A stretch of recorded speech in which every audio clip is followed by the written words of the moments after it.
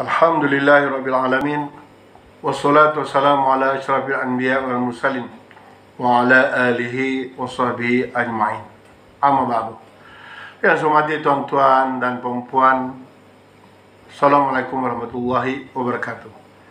Alhamdulillah, kita bertemu lagi di dalam bicara muamalah kita untuk menyambung tentang harta pusaka kita.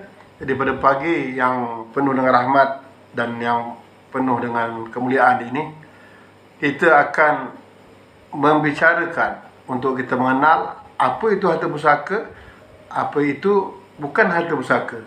Supaya kita tidak salah faham, kita akan mengatakan yang sebaliknya pula. Harta pusaka tak menjadi harta pusaka, harta yang bukan pusaka kita kata pula harta pusaka. Dan yang lebih berat lagi, harta pusaka itu menjadi harta puaka kepada waris sehingga bergaduh dan sebagainya sehinggalah ke akhir hayat. Tuan-tuan yang saya muliakan, apa itu harta pusaka? Ada banyak harta pusaka ni kalau nak diuraikan, tetapi saya hanya ambil beberapa topik saja. Harta pusaka itu termasuklah semua harta yang ditinggalkan si mati yang diperolehi sewaktu hayatnya. Harta yang diperolehi oleh si mati itu semasa hayatnya dan ditinggalkan bila dia meninggal itu. Termasuklah harta yang diperoleh secara jual beli, arwah ada beli dan sebagainya, ada beli tanah, beli rumah dan sebagainya, itu harta pusaka. Ada beli saham dan sebagainya, itu harta pusaka. Kemudian arwah semasa hidup dia mendapatkan harta itu melalui pusaka ataupun hibah. Maknanya dia memperoleh harta itu warisan dia daripada mak bapak dia ataupun daripada datuk dia, melalui dia panggil pusaka, ya, mendapat harta pusaka juga daripada arwah ibu dan bapanya dan sebagainya. Ataupun dia menerima hibah, mungkin daripada ibu bapa atau datuk nenek dan sebagainya, ataupun daripada orang lain, maka itu juga adalah harta pusaka dia selepas dia meninggal dunia. Kemudian dia mungkin mendapat hadiah. Mendapat hadiah kerana dia telah banyak berjasa. Mungkin dia dapat hadiah sebuah rumah, sebuah kereta, ataupun saham di dalam pelaburan tabung haji. Dia dapat hadiah lah contohnya. Maka bila dia meninggal, hadiah itu juga yang tersimpan itu juga, yang dia miliki itu juga adalah harta pusakanya. Ataupun dia menerima sedekah. Dia dapat sedekah daripada kerajaan contohnya, kerana dia waktu itu dia meninggal, dia susah, dia dapat sebuah rumah. Sedekah daripada orang kaya pada dia, mungkin sebuah sebidang tanah untuk dia kerjakan, itu juga harta pusaka, ya, sedekah dia yang dia terima itu. Dan juga mungkin dia menerima harta itu daripada sumber-sumber yang lain yang dia beli dan sebagainya, ya, maka itu adalah harta pusaka. Harta pusaka juga termasuklah sewa yang masih belum dijelaskan kepada si mati. Sewa, mungkin si mati itu contohnya ada rumah sewa. Setiap bulan pada 3 hari bulan contohnya, penyewa akan bayar sewa rumah itu kepada si mati. Tetapi apakan daya si mati itu telah meninggal awal, ya. Si mati meninggal pada bulan Februari, 3 hari bulan Mac barulah penyewa bayar sewa rumah. Maka itu harta pusaka. Sewaan itu, wang sewaan itu adalah harta pusaka, ya. Yang ketiga, hutang kepada si mati yang dijelaskan selepas kematiannya. Si mati meninggal pada bulan Februari, hujung bulan. Kemudian ada orang berhutang dengan dia, dapat tahu yang arwah ni telah meninggal, maka si berhutang tadi datang jumpa kepada waris arwah dan menjelaskan bayaran hutang kepada arwah. Maka ini adalah harta pusaka juga. Jangan kita sewenang-wenang menyalahgunakan harta tersebut, kerana harta itu ada hak pewarisannya. Dividen atau faedah yang terbit daripada harta si mati. Dividen atau faedah, contoh si mati ada membuat simpanan di tabung haji ataupun di dalam investment yang lain, amanah saham dan sebagainya. Kemudian pada hujung tahun dapat dividen. Tapi arwah dah meninggal, dividen itu dibayar kepada arwah melalui akaunnya ataupun melalui cek dan sebagainya. Maka itu adalah harta pusaka yang ada pewarisnya. Jangan kita menyalahgunakannya. Yang lain adalah KWSP. KWSP, biasalah suami letak penamanya isteri, isteri letak penamanya suami, ataupun letak nama ibu, ataupun nama letak bapa. Kemudian meninggal si mati itu. Penama di dalam segala bentuk simpanan dan sebagainya, ya, termasuk KWSP ini, penama ini adalah orang yang memudahkan pentadbiran untuk mengeluarkan duit tersebut, bukan pemilik mutlak harta tersebut. Banyak berlaku salah faham dan sebagainya. Kena ingat, dia penama ini adalah orang yang nak memudahkan keluar. Bila dia keluar duit tersebut, maka perlulah diagihkan kepada waris-warisnya. Sama ada nak membahagi secara hukum faraid, ataupun mungkin ada muafakat keluarga dan sebagainya. Tetapi waris lain ada hak. Jangan isteri atau suami contohnya ada penama dalam tu, keluarkan duit, kemudian kerana dia rasa dia adalah penama, maka dia ambil semua harta. Ini tidak betul. Ya, tidak betul dan salah. Kerana dia telah memakan harta secara yang tidak sah, secara yang batil. Paling mudah kita kata memakan harta yang batil, sebab harta itu ada pewarisnya. Dalam harta tersebut, kalau suami meninggal, KWSP-nya, mak dan ayah kandungnya jika masih hidup ada hak. Jika tidak ada waris, hanya isteri saja, maka ada hak pula kepada bapanya kalau masih hidup. Kalau bapa kandungnya telah meninggal dunia, maka hendaklah dibagi kepada juga bahagian kepada adik-beradik seibu sebapa arwah yang masih hidup.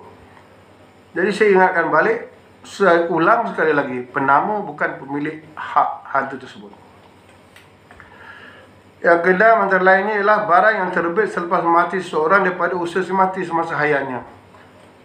Si mati ini, arwah ini semasa hayatnya dia membuat satu projek, satu pelombongan ke apa sajalah, ya, yang terbit daripada usaha dia. Sebelum dia dapat menikmati usaha tersebut, dia meninggal. Maka barang yang terbit hasil daripada usahanya itu adalah harta pusaka. Jadi harap kita faham bahawa inilah di antaranya harta-harta pusaka yang patut kita tahu itu. Ada banyak lagi, tetapi ini yang utama yang saya sebutkan. Kemudian kita kena tahu pula, mana satu pula harta yang bukan harta pusaka. Harta pusaka tidak termasuk ini. Harta yang sudah diberi, dijual, diwakaf dan yang dipegang amanah oleh si mati. Arwah semasa hidupnya dia telah bagi kat orang, dah jual kat orang. Itu bukan harta pusakanya. Ya. Dia pegang amanah. Arwah ini pegang amanah untuk adik-adiknya. Pemegang amanah kepada tanah, rumah untuk adiknya yang mungkin yang masih kecil dan sebagainya, ya, yang belum cukup umur. Kemudian arwah meninggal, jadi arwah ini pemegang amanah kepada harta yang lain. Itu bukan harta arwah, ya, itu harta waris-waris yang lain. Khairat kematian, arwah meninggal, kalau di kampung itu dapatlah khairat kematian 1,000, ataupun daripada jabatan bagi 3,000, ataupun daripada pertubuhan-pertubuhan NGO lain ada bagi dia khairat kematian dan sebagainya. Khairat kematian ini bukan harta pusaka. Maknanya dia bukan ada perwarisan nak bagi pula 1/3, 1/8, 2/3 apa, tidak. Dia diberi kepada orang yang biasanya yang rapat ataupun yang ada pertalian, contohnya pada isteri, pada suami dan sebagainya. Jadi dia bukan harta pusaka yang kena agihkan mengikut perwarisannya, ya, gitu. Pemberian orang yang menjarahi kematiannya, kita panggil duit jak lah. Bila ada orang meninggal, kita letakkan jak, maka orang datang ziarah biasanya dia akan letakkan sedikit sumbangan, sedikit sedekah dan sebagainya untuk kegunaan waris dan sebagainya. Ini bukan harta pusaka. Jangan pula dapat wang jak ni 10-20 ribu contohlah. Datang pula anak, mak atau ayah, duit ni faraid kan. Ini harta ni. Bukan, itu bukan harta pusaka. Jangan pula kita kata ini harta anak yatim untuk diguna ni, ini untuk arwah, untuk anak-anak arwah. Salah itu. Ya, wanjang ini bukan harta pusaka, jadi dia tidak ada hak perwarisan. Terpulanglah pada waris untuk menggunakan dengan cara yang bijaksana. Mungkin nak buat kenduri dan sebagainya, itu terpulang kepada isteri, suami dan waris yang ditinggalkan itu. Ya, itu. Imbuhan, pampasan dan sagu hati. Imbuhan, pampasan dan sagu hati. Dapat kerja, tiba-tiba terpaksalah dia, contoh dalam keadaan sekarang ni dengan wabak pandemik sebagainya, dia bagilah dia pampasan, dia bagilah dia imbuhan, sagu hati contohnya. Itu bukan harta pusaka. Ya? Itu bukan harta pusaka. Tuan-tuan, termasuklah semasa hidup ataupun bila arwah itu meninggal, dapatlah satu imbuhan, satu sagu hati. Contohnya daripada pertubuhan, daripada kelab, daripada mana, kepada waris yang ditinggalkan, isterinya atau suaminya, ibu atau ayahnya dan sebagainya. So, itu bukan harta pusaka, ya.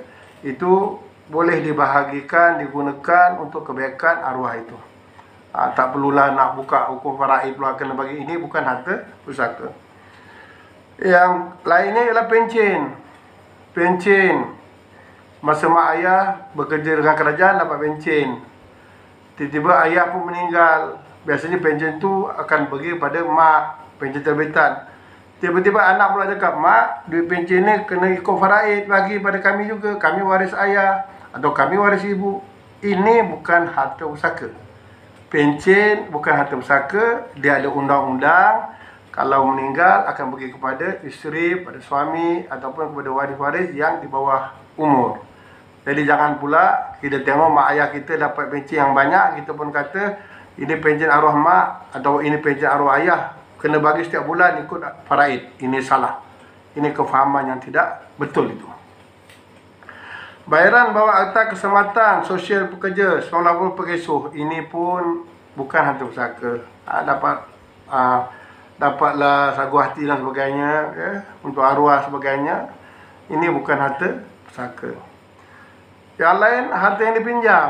Arwah tu pinjam kereta, ya, pinjam motosikal, lepas tu meninggal.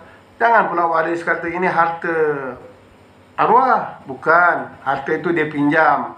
Maka kena kembalikan balik kepada empunya diri.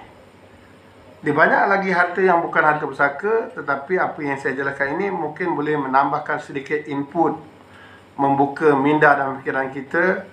Harta pusaka mana satu, bukan harta pusaka mana satu. Mudah-mudahan seandainya berlaku kematian, maka kita dapat satu panduan mana harta pusaka dan mana bukan. Jangan kita bergaduh kepada merebut harta pusaka ini. Ya tuan-tuan, sebaiknya ialah kita membuat perancangan semasa kita hidup.